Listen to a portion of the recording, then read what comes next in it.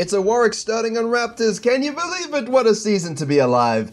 Yeah, remember the times when we could only blue buff side into, blue quadrant into red buff, or, buff gromp. And then all of a sudden Warwick could do the red side quadrant fine, and now we can start on the Raptors. Although, again, I don't necessarily think I would. I think you doing a regular human-based clear is always a good idea. We have here the Briar doing the red into the Raptors. No vision either side for once. And we have Tentacle Lady versus Crocodile. And, of course, the Pantheon Lux bottom lane. Well, that was unexpected.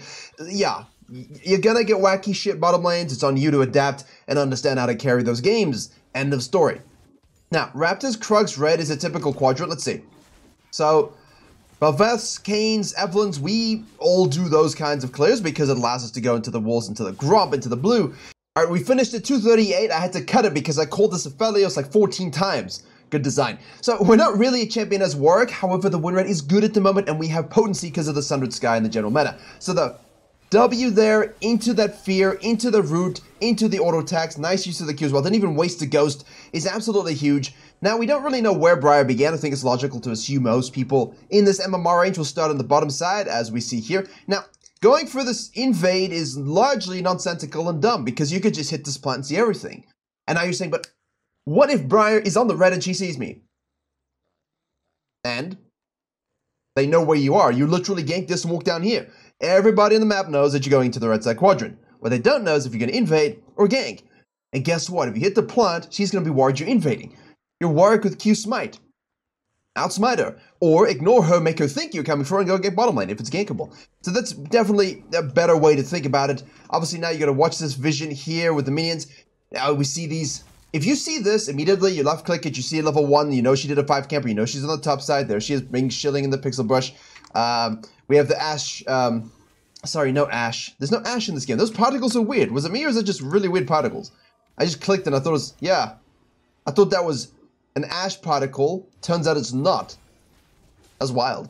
Anyway, so you would know that she's on the top side. You go ahead. You absolutely must head over to virkayu.gg. I have a free jungle improvement resource as well as a dedicated program where we have jungle video courses, jungle coaching VOD libraries, weekly free video content seen nowhere else, as well as Q&As and patch note rundowns, as well as a private jungle Discord. And if there's one thing I'm good at, it's making junglers reach their goals, as we saw with the record number of people hitting them at the end of Season 13. If you want to climb faster than anyone you know, jungle diff every game you play, click the link below or head to virkayu.gg. And you take the Krugs away, that's absolutely fine. Watch the vision here, you don't want to be caught out. But it's not a dive I'm really looking to do, I'm going to be honest with you. It's a Janna, it's a Senna, they got all sums up.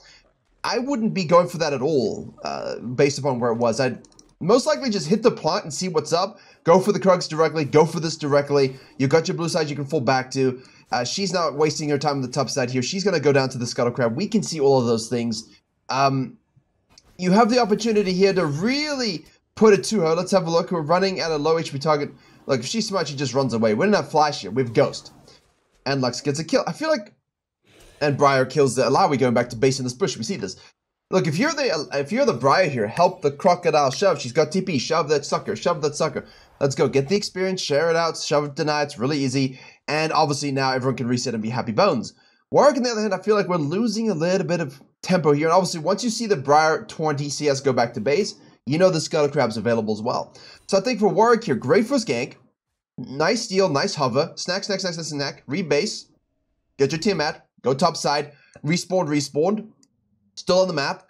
Grubs are respawning. Briar's going to come most likely to the bottom side in theory. And then you're good. However, obviously, as I kept playing this through, she cancels the base to wait for the TP. Which is obviously a thing you can do, but you don't want to start with your E, let alone lock yourself onto an Alawi who's based with no wave while your Renekton is just pushing it out. He wants the base too. The guy has got 1,000 gold. The Alawi's really gone back to base. This is not so good. It's a terrible decision there by the Briar. And obviously Warwick here has that benefit. And let's see if the Croc overstays and if Warwick can do something about it. Hello, Leather Belt. Obviously he hasn't based yet, so we have that huge advantage just to be a free kill. And that's where you want to have Flash. Now, we have Ghost. Renekton has nothing. He will die. Patience Viceroy. But in these particular moments, That's when I like to have flash, where it gives me that outplay potential. Because obviously we don't need to use the ghost here at all. Don't need to use the ghost here. Now we can shove. But it's just having flash fear, flash Q. These things are so powerful. Flash ult. We have no map scaling, and running fast isn't always a skill that works, right? If you have no map scaling, running fast, unless you're Hecarim or Viego, and Viego can go over walls, likewise Warwick can go over walls, but it's just a different set. His ult keeps coming up and resets, so we don't get that. Now, Briar's going to go straight for the dragon here. Aurelion Sol's going to help.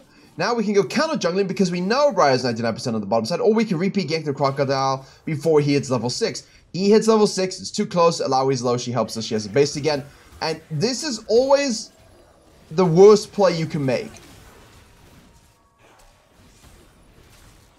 Look, what did I just say? You finish this, you know she's going down to this quadrant. We can easily finish these and suck her up and take these 2 camps here.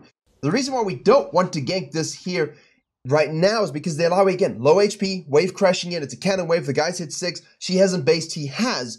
And obviously he's got plated steel caps, which now someone is going to say, that's why they lost. No, they lost because he's level 6 and you're level 4.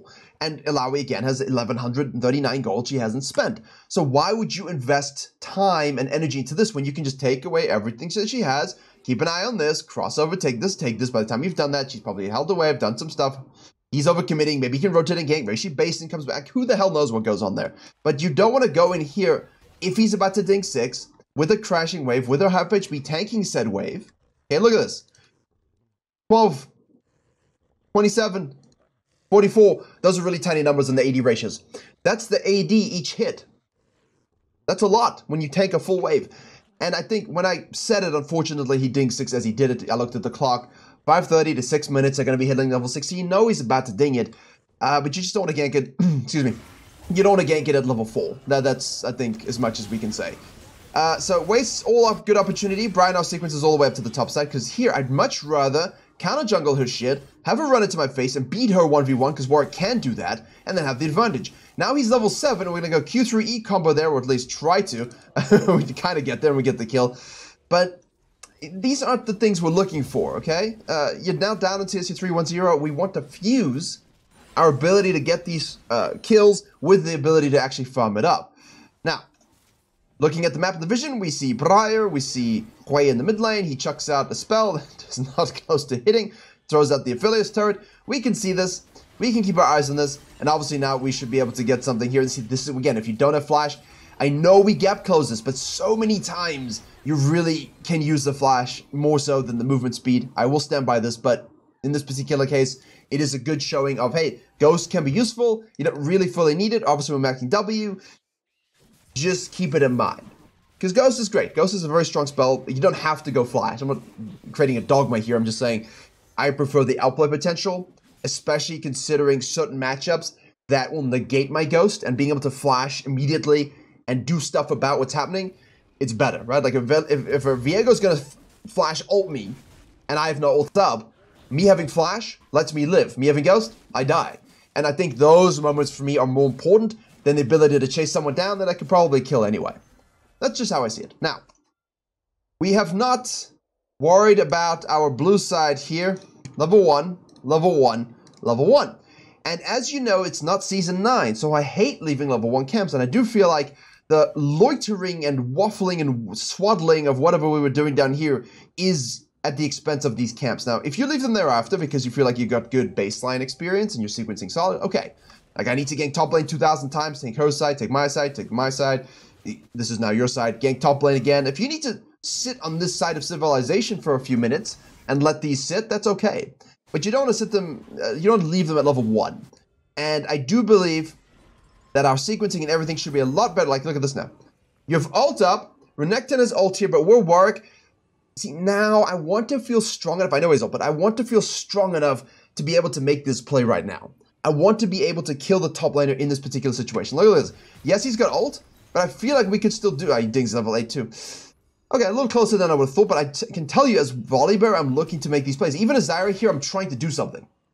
If I can take this, I know she's on bottom side. I'm going to go up here. Brand will do this, at least will do this, Rek'Sai will do this. If you cannot at all even think about this, champion's not so good. Just saying. to what are we doing? What?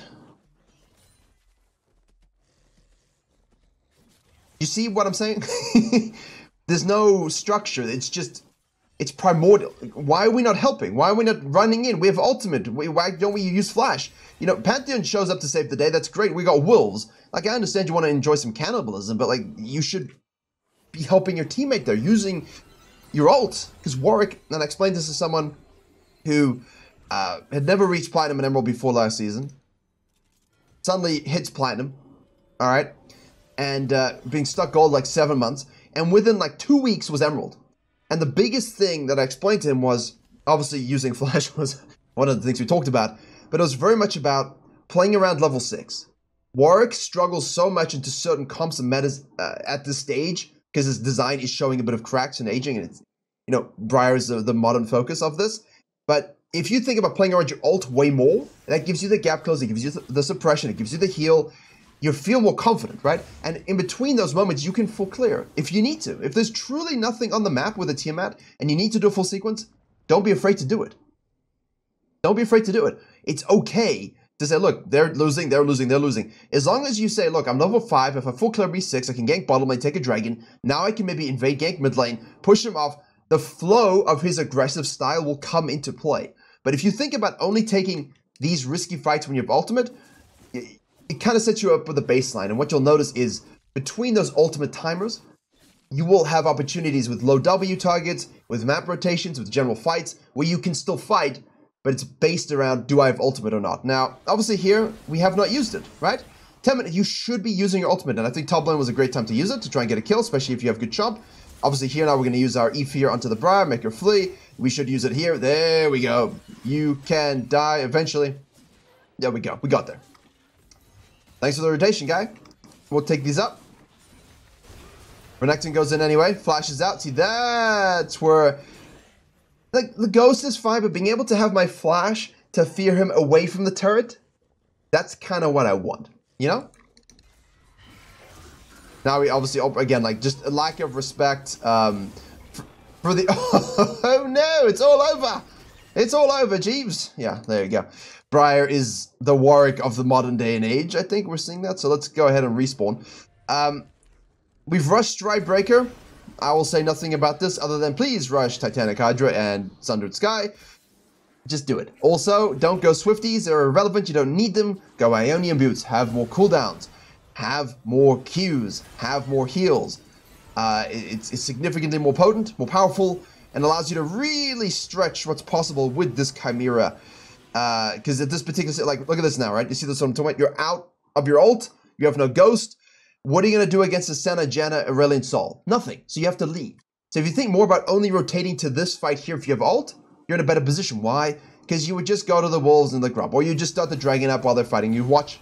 Okay? And you quickly snack this dragon and you run away. But now, because we showed and dictated, it showed them where we're actually going. Everybody knows you're on the dragon. Everybody knows you have no bottom lane to help. Everybody knows that's where you are. Everybody knows that your ult is maybe down. Obviously here we can see it just comes up, but they don't really time that kind of stuff. They saw you use it top side. This is just a silly dragon. The good idea would be to rotate. You know what? Actually not. I'm going to do the dragon quickly because Briar's all the way up here. Get it, get out, fall back to your camps. Now sequence all the way up. Or cut in and gank. You see what I'm saying, right? Use the quadrants, right? I'm leaving base. Can I go and gank and rotate to something? Do I have the means necessary? No? Okay. Then can I do an objective or scuttle crab before I fall back to my quadrant? Yes? Do it and then fall back. No?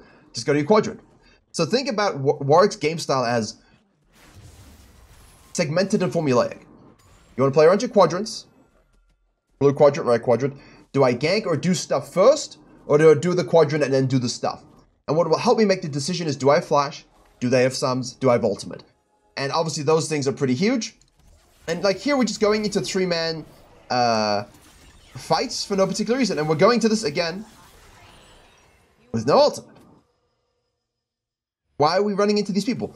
This is why Warwicks end up dying like 11, 10, 11 and then 12, 14, 14, you know. And yeah, the champion suffers a little bit. But if you can kind of artificially force yourself to play safer with these baselines, you'll find that you're getting more 12 kill games with 5 kill deaths and 12 kill assists. 12. It's what a week. What a week. When a baby's teething, it's a long week. So 12 kills, 5 deaths, 12 assists. You know, like fat, juicy, thick KDAs. Because you're thinking more strategically about when you fight. You're not a rabid dog, right? bel'veth mains, they don't think. They're more like rabid dogs. Briar mains as well. Graves mains actually nowadays really don't think anymore. Warwick mains, you actually, contrary to popular belief in low elo circles, have to think a little bit about what you want to do. Nice E by the Briar there actually to get us through. Again, you're just fighting a Renekton. And for me, the big problem here is 100% the build. Now, obviously, Tiamat builds into the Stridebreaker, and we've talked a little bit about this. But you don't need this much movement speed with Ghost. It's superficial now. You're artificially boosting a stat you don't need. You don't need Ghost, you don't need Swifties, and you don't need Stridebreaker. Yes, he's got some stickiness issues, so maybe the Stridebreaker helps with that. Maybe the Ghost helps with that. Maybe we go Blue Pet, and that helps with that, right? Like, those are all things that you can use to kind of sort out the solution. Can I double click on him? Thank you so much. Here we've got Ingenious Hunter, obviously. It's kind of useful, but I prefer to go Sundered Sky with, you know, more tanky routes, like the Drain Tank builds if you're going to do that. But why not go Ultimate Hunter then, if you need more gap close? That's what I recommend to people. If you really like the Domination tree, go Ultimate Hunter. It's way better. Now, Briar in the jungle sense has done a pretty not so great job. And yet she's 654. The Warwick has done that's pretty much the job he's done. That's the noise out of 10 that I would make. And a lot of it is to do, just take the damn wave. Like, what do you're not accomplishing anything here. You're not Ivern, you're not Janna, you're not Soraka Jungle, you're not a minion. Like, the noises to describe his job have suddenly become a lot more verbalized and vile, demonetizable language. It's really just pointless to play like this. So yes, Warwick has a decent win rate right now. When you do the Titanic Sundered Sky into Thormail Spirit Visage tech with Ionian Boots, just keep it simple. Right? And play around your ult, play around your quadrants, play around the tempo of the map, and don't get stuck into farming Raptors and Krugs. Briar is just, you know, she's an S-tier jungler still. She's very, very strong. She can go full lethality still. She can go fighter. She can go hybrid. She is strong. Up until at least Diamond 4, when she really starts to taper off big time, much like Warwick, for the same reasons. But Briar has the modern kit of global ultimates. She has the point and click on rails. You know, Warwick, you have to think a little bit more about how you layer your abilities. And when it comes to jungling, you just gotta jungle normally. I don't understand why you would start Raptors and do some weird quadrant sequencing that you're not actually gonna use, right? Like, we're not actually sequencing properly, so it's dumb. You never touch this quadrant until, you know, much later in the game, level 10 now, obviously. You kind of jungle a little bit, but you waste so much time that you're not actually in a prime position to really punish the Briar. And we should have been in a position to punish the Briar early, and we should have been able to dive through Renekton, and we should have counter jungled the Briar and killed it a few times, and we didn't. And we wasted our time, level 4, coin flipping scenarios like top lane ganks and dragons, rotating bottom lane and dying for zero reason. I don't understand why you would do those things. And then complain that Warwick is weak. When I'm complaining that Warwick was weak, I mean that why would I play this over Kindred or Viego if I wanted to carry a game, you know? Especially once you get higher up. But it's sad because it's not that he's totally useless. It's just that you gotta tune the radio to hit the right frequency to detect the last remaining, you know, broadcast on the planet Earth. That's what it really feels like when you're playing Warwick. You know, if you don't sort these things out properly. That was a cue by the Aurelian Soul. If you don't sort these things out properly, you're just not going to have a fun time. Now, in these situations, Warwick mains might be thinking, well, jungle difference, design gap, a little bit. But also, no, not really. This game can really be attributed to jungle difference in your ability to play, both the Briar and the Warwick. Also, itemization, I understand we want to go the Stridebreaker Eclipse tech, and I always see these fanboys of who knows what rushing stupid-ass itemization. Warwick mains are amongst the most criminal at having good items that synergize with what you want to accomplish and never buying it. You are not a Briar. You are not a Viego. You are not Ross. You are not Kayn.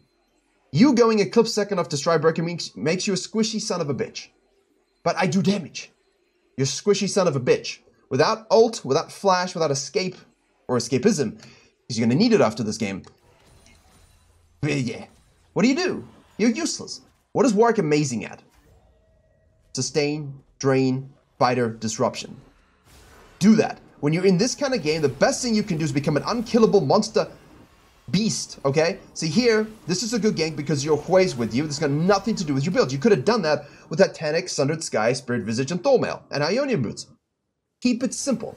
When you become a savant at this champion, and you actually understand all of these little micro moments when you should go for things and not go for things, then you can think about spreading your wings a little bit, but even then you don't need to.